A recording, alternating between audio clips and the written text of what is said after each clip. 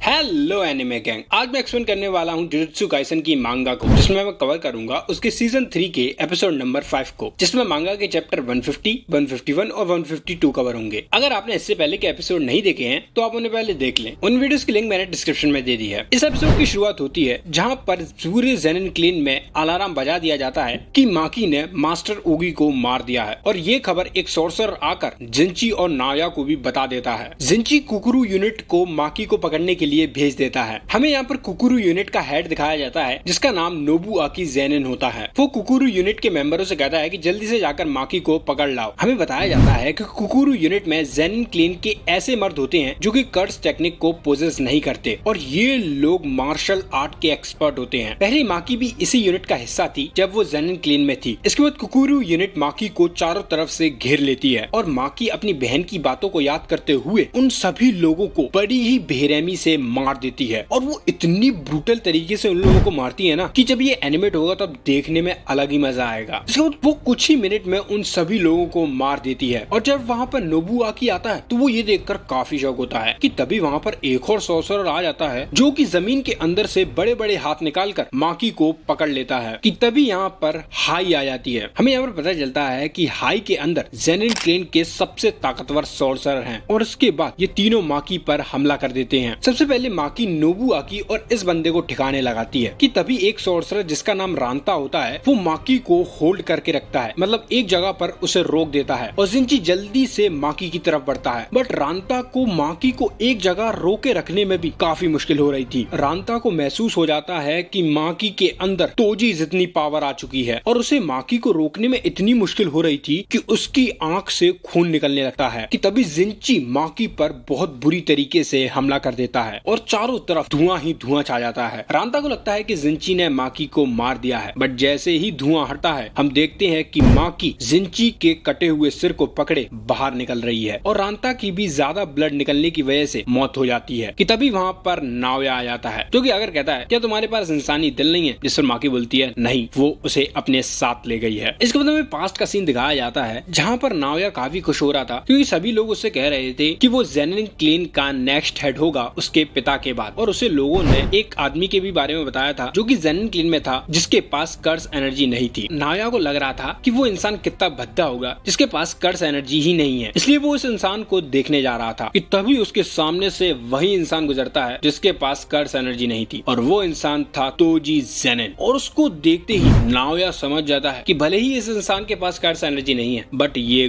God level potential रखता है। इधर प्रेजेंट में नाया माकी को अच्छी तरीके से धो रहा था, और वो कहता है कि तुम तोजी नहीं हो। तोजी की स्ट्रेंथ और तुम्हारी स्ट्रेंथ में बहुत अंतर है। तोजी को किसी ने नहीं समझा था सिर्फ सातोरो गोजो के अलावा। यहाँ पर ये वही बात कर रहा है जब तोजी ने कहा था कि मेरा एक बच्चा है, उसका ख्याल रखना। और उसके बाद फिर से नाओया माकी की धुलाई करने लगता है और कहता है कि वो तुम नहीं हो जो कि उन लोगों के मुकाम के साथ खड़ी होती हो। यहाँ पर ये गोजो और तोजी की कह रहा था कि तुम में इतनी कैपेबिलिटी नहीं है कि तुम तोजी और गोजो के सामने खड़ी भी हो सको। वो मैं हूँ जो उनके लेवल का हूँ। इसके बाद माकी खुद को थोड़ा सा संभाल लेती है, और जैसे ही नाओया उसकी तरफ टॉप स्पीड से बढ़ता है वो उसे रोकने के लिए आगे बढ़ती है। कि तभी नाओया उसे सिर्फ टच करके निकल जाता है। कि तभी हमें यहाँ पर पता चलता है कि नाओया की जो टेक्निक है, अगर वो उस टेक्निक से अपने अपोनेंट को टच कर देता है तो उसका अपोनेंट भी 24 फ्रेम पर सेकंड से मूव करता है, और अगर ये फेल होती है तो इसका मतलब उसका ओपोनेंट 1 सेकंड फ्रीज हो जाएगा। और जैसे ही माकी को ये एहसास होता है कि वो 1 सेकंड डिले होगी तो उसे चिंता होने लगती है, क्योंकि नाओया अपनी टॉप स्पीड से मूव कर रहा था और वो माकी पर बहुत ही बुरी तरीके से हमला करने वाला था। और जैसे कि माकी अब 1 सेकंड के लिए फ्रीज हो गई थी तो नाओया को लगता है कि अब तो उसका खेल खत्म। पर तभी माकी 24 फ्रेम पर सेकंड से मूवमेंट करते हुए नाओया पर बहुत बुरी तरीके से मुक्का देके मारती है, जिससे उसके चेहरे का शेप ही बदल जाता है। इसके बाद माकी अपनी माँ के पास जाती है जहाँ पर उसकी माँ उससे काफी डर रही होती है, बट माकी अपनी माँ पर भी रहम नहीं करती और उसे भी मार देती है। इधर हम देखते हैं कि नाओया मरा नहीं होता, वो जिंदा होता है, और वो घसीटते हुए अंदर जा रहा था और सोचता है कि वो लड़की मुझे फिनिश भी नहीं कर पाई। कि तभी वहाँ पर माकी की माँ आ जाती है जिसके हाथ में एक चाकू था। नाओया बहुत कोशिश करता है कि वो खड़ा हो सके और अपनी कर्स एनर्जी का इस्तेमाल कर सके, बट वो नहीं कर पाता, और माकी की माँ आकर नाओया के पीछे चक्कू मार देती है जिससे नाओया की भी डेथ हो जाती है। और उसके बाद माकी की माँ आफ्टर लाइफ में जाकर कहती है कि मुझे गर्व है कि मैंने तुम दोनों को जन्म दिया। इसके बाद माकी माई की बॉडी को लेकर जुजुत्सु हेडक्वार्टर आ जाती है जहाँ उसे क्योतो हाई स्कूल की एक और स्टूडेंट मिलती है, अभी मैं इसका नाम भूल गया हूँ भाई, मैं ध्यान तो था पर मैं भूल गया हूँ। ये मिलती है जिसे माई की बॉडी दे देती है। इसके बाद हमें इन्फॉर्मेशन दी जाती है कि माकी ने कितने लोगों को मार दिया है। हमें यहाँ पर बताया जाता है कि माकी ने कुल 6 मेंबर हाई के मारे थे, 9 मेंबर आकाशी के और 21 मेंबर कुकुरु यूनिट के। और इसी के साथ पूरे ज़ेनिन क्लेन का सफाया हो जाता है एक्सेप्ट फॉर 2, माकी और मेगुमी। कुछ दिनों बाद गोजो क्लेन और कमाऊ क्लेन प्रपोज करते हैं हायरप्स को कि ज़ेनिन क्लेन को बिग 3 फैमिलीज में से हटा दिया जाना चाहिए और जुजुत्सु हेडक्वार्टर इस अपील को